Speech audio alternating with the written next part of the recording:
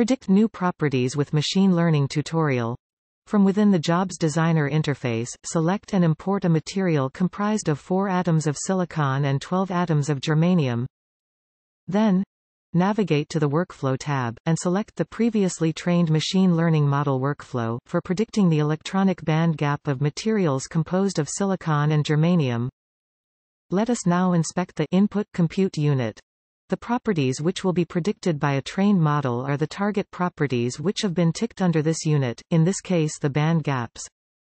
Then, set the name for the job. Here, we call it SI4GE12 band gap ML predict.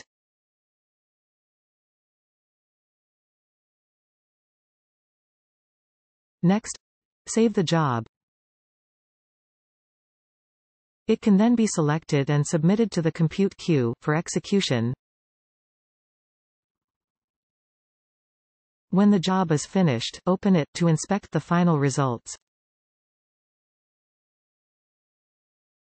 The predicted values of the band gaps, both direct and indirect, for our composition of silicon and germanium, can be found under the results page, and are in good agreement with experimental values. This completes the present tutorial.